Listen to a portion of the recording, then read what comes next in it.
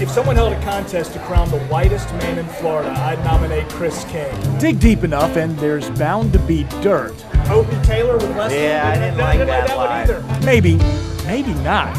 We can Google for days, but this candidate may not have any. I mean, it was tough enough to get him to even have sugar, for Pete's sake. Hopefully we won't disrupt your lunch. He's Thank you. just It's a good-looking tea. nice. We appreciate you doing that. Okay, so today's spot is the Candy District of Jacksonville, Florida, if there is such a thing. At the corner of Hogan and Duval, you've got Sweet Pete's and the Candy Apple Cafe, where we're going to meet with a candidate who, frankly, is, on the surface at least, one of the sweetest guys going. His name is Chris King. He is a married father of 3. He is a Democrat. He is running for governor. Once again, this is Open Tab. Are you hungry? I'll get a tea and a little something, yeah. Okay, That good. got me going. Okay. Start y'all up with water, tea, soda, lemonade. Unsweet iced tea would be great. Would you like lemon or sweetener? No, thank you. Okay.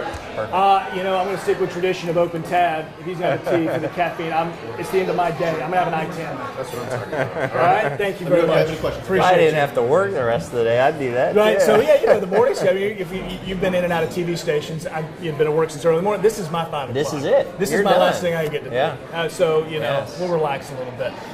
That's one of my secrets on the Which is? campaign trail is unsweet iced tea. I brought a gift for you. Yeah. Yes. I went to Sweet Pete's, which is right next door. It's a candy store. All right. And I got you some of these. These Wow. are the Gummy Heroes. They're red, white, and blue. Well, thank you. Consider that a All Open right. Tab My wife contribution. will fight me for them. Okay. Well, thank you. So this is leading me to a question for you. Yeah. Because we're in a sweet place. Yeah. It's a place that has great dessert too. Yes. And you're a sweet guy, but the big sugar money. Yeah. Can you even eat that? Yeah. Since you said no, are you Yes. worried? Are they going to come? Yes. Can you explain that to me? Sure. What that means? Sure. Because we do Yeah. have one candidate on the Yeah. other side of things Yeah. who is notably an NRA sellout. Sure. He wants the money. Sure, Bring the sure, money. sure. But you won't even take money from a sugar No, corporation. Why? but that's a funny way. You'll see an ad coming shortly to Jacksonville where we'll make it very simple for even children to understand. Right, thank you. This was an early decision by me. The environment, I'm a lifetime Floridian. The environment is a huge issue in this campaign. Everybody generally says the same thing. Sure. Nobody is for polluting our waterways. Nobody likes that or wants that. And yet it keeps happening. And so I was the first one to really stand up and say there's one industry that has had an extraordinary amount of influence on Florida politics. I think too much influence. And they have impacted both parties. Right. So the Republican Party gets more of their money, but my party gets a lot too. Yeah. And so I came out and I said I'm not going to take their money and I'm not going to be beholden on making big decisions on Florida's environment. And that created a big It did. conversation. I mean, if I Google you, and again, Yes. this show, I hope to make it less about the things I can obviously find on Yes. Google, because they've got to Yes. come to us for a reason to learn something about you. But I mean, one of the big things that comes up is sugar. Well, what would you be holding to sugar for? I mean, selling more Captain Crunch? I mean, what on earth Yeah. would Yes. they ask of a candidate? Just leniency on pollution? Lewis, they asked about everything. Right. For about the last 20 years, they've given $60 million to Democrats and Republicans, and they have controlled the dial. So our Everglades continues to get more and more polluted. We're not moving water south. Right. They've stood in the way of where the reservoir to treat water should be. Sure. And they're intimidating. I mean, look, this was a scary position to take. It's not one Thank you. I've enjoyed, but I've said if it's ever going to change, we've got to have a candidate do it differently. Cheers, by the way. Yes. All right. Yeah, good luck on the caffeine. Hopefully, That's right. We have different objectives. we've got. I mean, so at least statewide, the conversation has been Lake Okeechobee, the dike, keep preventing algae blooms getting into South Florida. Right. But here we've got the St. Johns River, Right. which impacts you in Central Florida Sure. as well. I mean, it makes its way all the way down there, and we've got algae blooms here Yeah. too. And a lot of it is being blamed on pesticides being released, and fertilizers being released, and it seems like the agrarian, the farmers are taking a lot of heat for that. Do you think that's fair? I mean, there's a lot of industrial up here as well. So what? Well, there's a lot of factors responsible. I grew up in Central Florida. My family, little known fact, is from Sanford, which is right on the St. Johns River. Yep. And we still do a lot of work in that part of the state. So I grew up, fishing along the St. Johns River. And what we're experiencing all across the state of Florida that is getting seemingly worse and worse is our water management systems, the cleanliness of our water, access to clean water as we grow is becoming more and more and more important. And I think what set me apart in this race, why some folks have taken to calling me sugar-free in this, is that my willingness to say, the way we've done it all these years, both parties responsible, is not working. We right now, and you follow this, it's in the news all over the state, we've got discharges from a very polluted lake that are destroying estuaries on both the east and west side of the state. Right. We're pumping hundreds and hundreds of thousands of gallons of dirty water into some of Florida's most pristine waters. And that's crazy. But there's a reason we're doing it, because we can't move that water south where the good Lord created That's where it was supposed to to be going, at least from the because we've design. blocked it up. And sugar bears responsibility, but as you suggest, it would be unfair to say that's the only responsible source. We've got lots of laws and regulations that we've got to take a hard look at. First of all, this gigantic bottle of water is great. Is this bothering anybody? Shooting wise, is the gigantic bottle of water? It's okay? very pretty. It's beautiful. I do want to. Okay. Do you mind? Yeah, 'Cause absolutely. I googled you. You gotta. And I got to learn about you, but Yeah. but I want to get your reaction to some of the things I'm learning about you. This is an article by Adam Smith. You know Adam Smith? Yes, I've spent a lot of time with Adam Smith. Okay. Yes. You never know what he'll write. If someone held a contest to crown the whitest man in Florida, I'd nominate Chris King. I'm going to do the adult grilled cheese, Okay. if I could. House-made tomato bisque usually comes as the side. You want to switch that out, or you want to keep that on there? I'll keep the tomato. I've got a white shirt on, so I better do the tomato bisque. Yeah, Let's see if I can get sloppy. Thank you. Take that out. I'm going to Appreciate follow. I was going healthier, but I'm going to follow his lead. Good. Okay. That sounds And you're okay with the tomato bisque as well? sure. Absolutely. All right. Great. Anything else? Let me know. Thank you. If someone held a contest to crown the whitest man in Florida, I'd nominate Chris King. Yeah, What do you think of that? told Adam, I'm not sure I love that line. It was an altogether very positive Yeah, column. you know what? It's but- a line that makes you kind of, what's this about? And then the whole thing is really positive but about you. I could see Adam laughing as he was saying it. Do you think other people would laugh about that? That's funny because I'm not sure what that says. Yeah. One of the things that's made me, I think, unique and interesting is we have built extraordinary, my life and my story and my businesses and our philanthropies. We've built huge relationships with the African American community, and that's where I get a tremendous amount of my support in this election. Right. I think what he was suggesting is that I'm not a typical candidate with a lot of edge. Opie Taylor with less. Yeah, I didn't like that one line. either. I've told Adam. I think I'm a little hipper, than that. But he wanted to, I think, make the point that the brash politician, which is generally considered in Florida politics, is not my style. Fellowship of Christian Athletes. Yeah. I know Christianity and your faith has a lot to do with why you're running for governor. Can you talk to me about sort of where that came from? Was it your parents? Is it a family upbringing? But where do you derive your faith from? Yeah, it was all of the above. Yeah. It just was a big part of my life. So early in my life, I had some experiences that just made me feel as if, the good Lord had a plan to use me, and I think a lot of what makes me me is based on that. That's sort of my the intangible. I mean, running for governor, for instance, is incredibly hard, incredibly difficult. And I couldn't even imagine doing what I've done and traveling the roads I've traveled without having that strength. Sure. I think what's made me a little unusual is we don't typically see a Democrat who's running in a more progressive lane who also is comfortable in the Christian community, and particularly a white Christian. And so there's been a lot of talk about that across the state. Well, typically speaking, I mean, if you just want to roll with stereotypes for a minute or media coverage, the right and the Republicans have monopolized Christianity. I mean, for better or for worse, they have. If you're going to see an ad, if you're going to see a Christian, if you're going to see an ad from in a church, for instance, it's going to be a Republican, and you can make that generalization. Sure. But it's also, I mean, some of your policies, you kind of would wonder, how does that fall in within Christian teaching, for instance, like LGBT, Sure. you're big with the equal rights. I know that, but and legalizing marijuana. But how did you get to that point? Well, you know, one of the things I say is I feel like my party is in many ways ceded faith or family values to the Republicans. Yeah. And I believe that our party, as diverse and as dynamic as it is, really understands these things. And, you know, I think this is why, for instance, the African American church has been such a protector and strong source of support for me, because they get how I'm wired and how I'm built.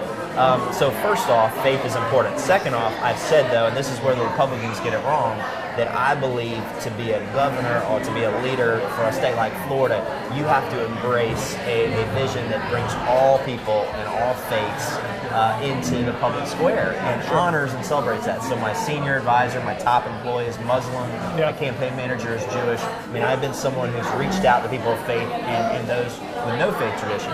But what I have argued is that what you don't hear in the white evangelical Republican movement of today is anything about affordable housing, where I'm passionate, access to health care, where I'm passionate, equality in how we treat people. You know, I argue from a place of faith, and I've done this all across the state, that it's wrong that we're discriminating against people in the LGBT community when it comes to housing or public accommodation. As a person of faith, I have a problem with that.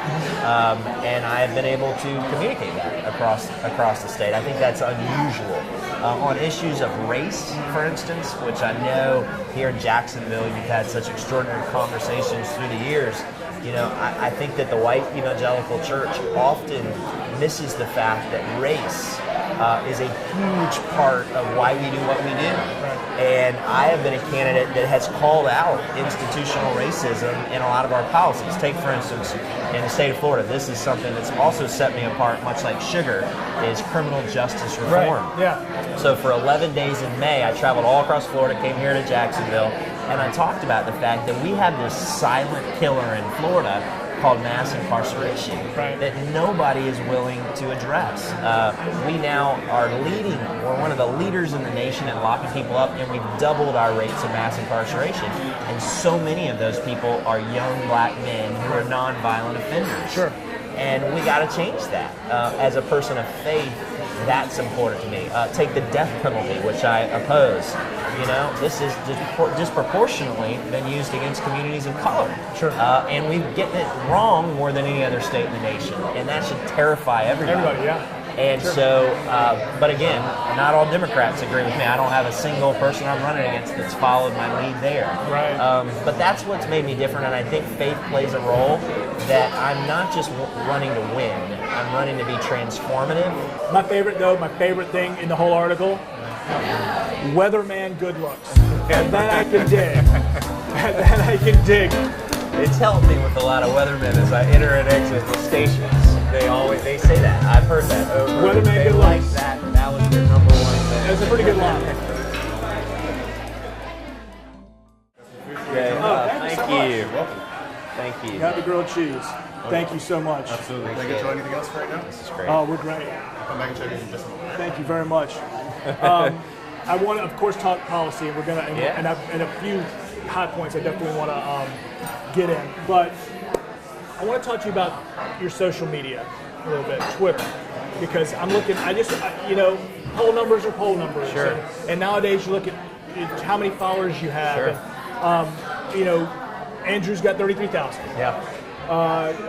Gwen Graham 18,000, Levine 17,900, and you're at 3,500. Yeah. Now, what do you do? I mean, do you feel that? Does that threaten you at all? Do you Sure. see something like that, and then poll numbers? Does that frustrate, or Sure. do you see beyond all that? Well, we'd certainly love to have more than anybody else. Sure. As a new candidate starting, I started from scratch, and we made a determination in terms of Facebook to focus more on Facebook than Twitter. Sure. Twitter is generally heavily used in the media and the press. Facebook is where we're interacting with more voters. Cool. So we built an audience from 0 to now almost, I think, 34,000, bigger even than Congresswoman Gwen Graham, who some people think might be leading in the polls. I'm going to eat up just a little bit, if you don't mind. Just small talk. Just get in there. Go, I'm going for it. Can you still dunk? Yeah. No. Could you ever dunk? No. I was my basketball, and this is maybe where Adam Smith got that. Uh-huh. I could not jump, and I was slow, Uh-huh. but I could shoot really, really well. Really? And so, if the NBA was a free throw contest, I'd have been the highest paid player. I was a shooter and would, spend hours every night, on the basketball court shooting. But obviously you're in church every Sunday. Were you a church league guy, like the standard church league guy who, I don't know if you play anymore, but every church league I've ever been in, there's always one guy who likes to really still throw the elbow, get physical down on the low block. Was that you? Were you the Grayson Allen? I learned early playing sort of, in parks and growing up in really diverse settings. I remember at about 12 or 13, I think I was the only white player on the court, and it was an outdoor, very intense game, and I called a charge. And everybody responded, as you can imagine. Yeah. That, there are no charges in street Not on ball. the street ball. And I learned that at 12 or 13, and that, probably one of the most formative experiences for me was basketball. Right. And I was telling this to a pastor the other day. I was a good player, not a great player, but a good player at a young age, and so my parents got me on an AAU team. Now they're these club teams go all over the country. Yeah. But I, at 12 and 13, was playing on the best AAU team in Florida. We were winning the state championship, going to the national championship, and I was the only white player. And so for a period of 2 or 3 years growing up, I was traveling all over the country with this group of guys that became, very, very close to me. Sure. And I think that kind of set me and my life, off on a little different path. And then Harvard. So did you play ball at Harvard? No, I wasn't good enough. Wasn't quite good enough for the Ivy League. So without getting too much into the Harvard life, but compare the lifestyle you led there versus what happens at University of Florida Law. Like, what's any big differences? Yeah. The party scene, is that a little different? Did you even participate in that? Yeah. I mean, I'm guessing maybe your books. You think Adam Smith's article is? No, my wife will tell you I was fun. Okay, good. God maybe bless not her. as fun as a lot of people going through college. Well, but here you are. Harvard for me, I had a great high school. I went to a great high school in Central Florida, Winter Park High, the Winter Park Wildcat. Loved it, and then went off. Nobody in my family had gone to Harvard. I didn't know anybody in New England. Didn't know a single person in my class. So that was scary. I'd come from a really great kind of sheltered upbringing. And then I start there, and those years were interesting and exciting, and I think I really developed my worldview. But they were not comfortable. Right. Harvard was a different. When I came back to University of Florida, and by that time I was married. Right. My friends there college was a different experience. Sure. And I was doing other stuff. But the thing about Harvard, and it's again, media will say it is a liberal factory. Yeah. You went up, and honestly, if you look at your background and you were going to guess what you have the makings of being a fantastic conservative Republican. But has that led you down that path as well? I mean, did time in New England, what would be a liberal mecca, did that change anything in you? That would have been the road most traveled. Sure. And I don't know why I didn't travel it. Right. I got to Harvard, and I think I very quickly, when I was growing up in Central Florida, being a Christian, being a part of these things kind of helped create more opportunities. Sure. You generally were more respected, or your reputation, or when you ran for school elections, you won. Right. That was a good thing. I get to Harvard, and I think I was sort of fish out of water. And I had to really kind of come to appreciate why were so many people there antagonistic to someone like me from the South, who sort of, their Christian faith was a big part of their story. What was the problem? And so it really led me on almost a 2 or 3 year, I developed a special major around religion and politics. And my senior thesis was on the religious right, really studying American politics and Christianity, and that was, I think, what it probably was the precursor for 20 years later when I got into public service. I want to take a break. Yeah. 4, do you have a cell phone? Do you have one on you? Me. No. Does anybody have one on you? Gerald, do you have my cell phone on me?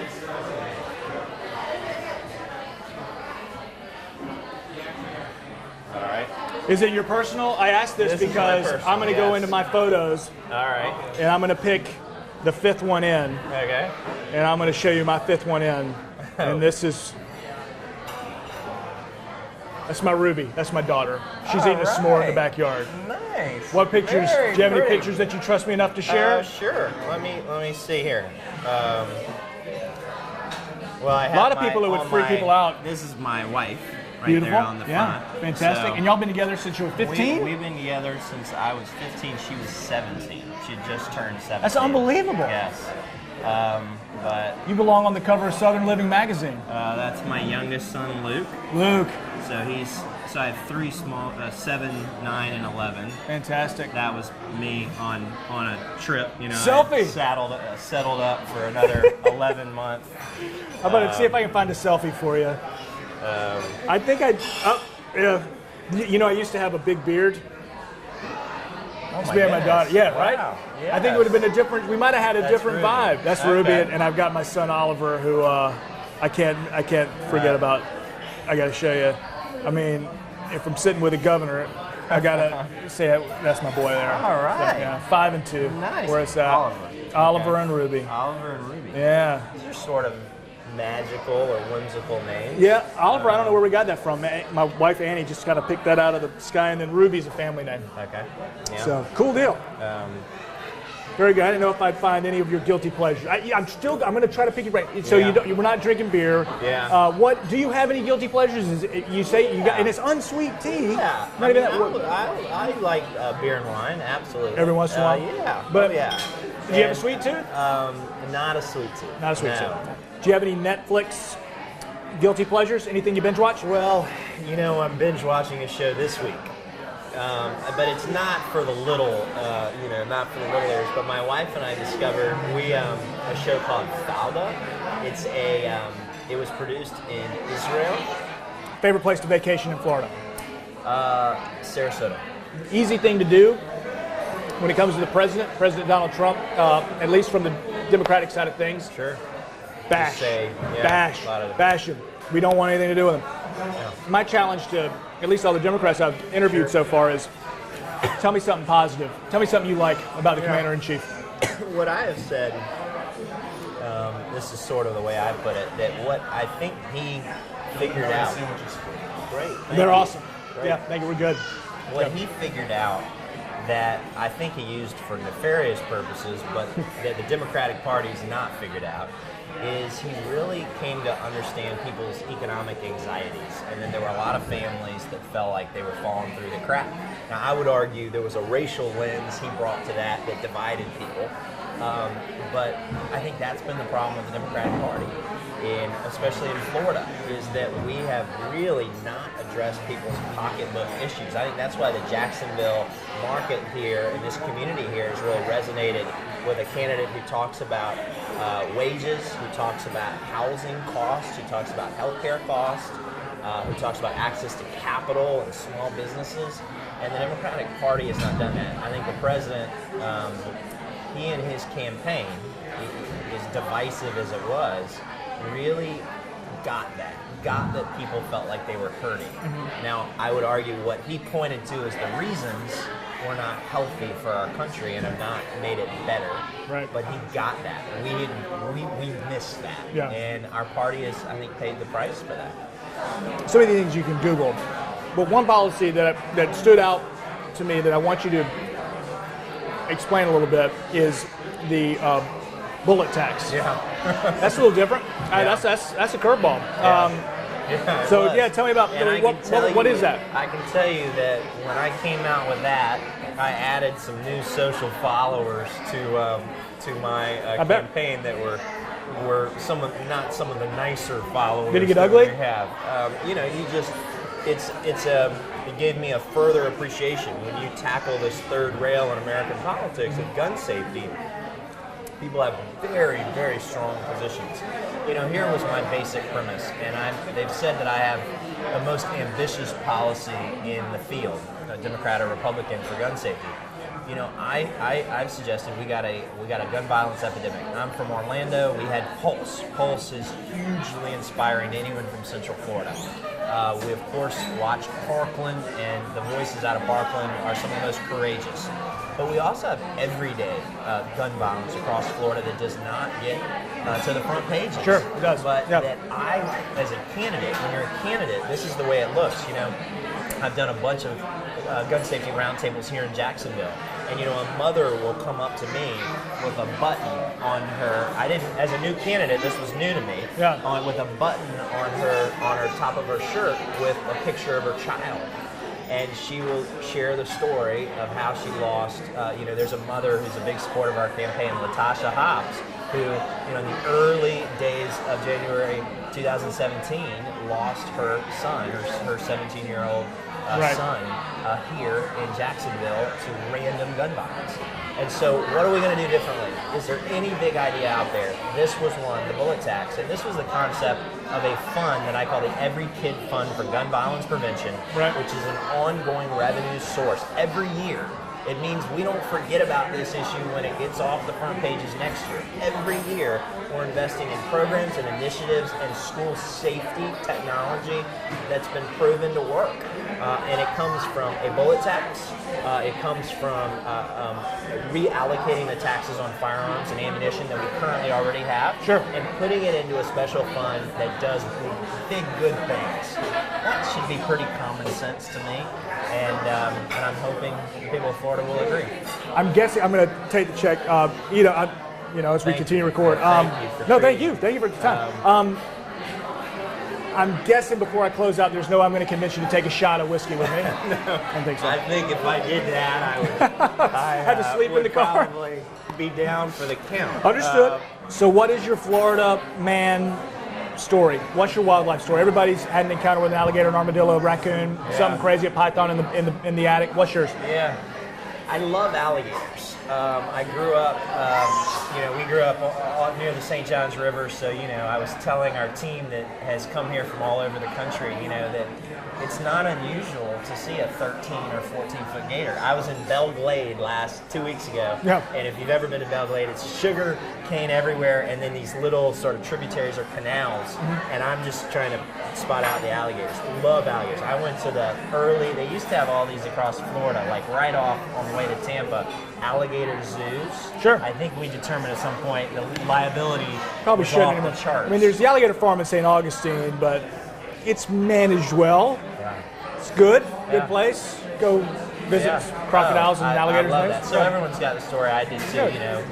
16 years old, Yeah. going out on a date, about to leave, and a 9-foot alligator has come out from one of these retention ponds, and his tail is hitting the tree. And there's just something about alligators that are fascinating. Well, you're a fascinating candidate. Wish you the best of luck. Thank you. Cheers to you. I finished All right. my beer. All God right. bless. Appreciate Open it. tab. Thank Good luck to you, sir. I appreciate it. Oh, man.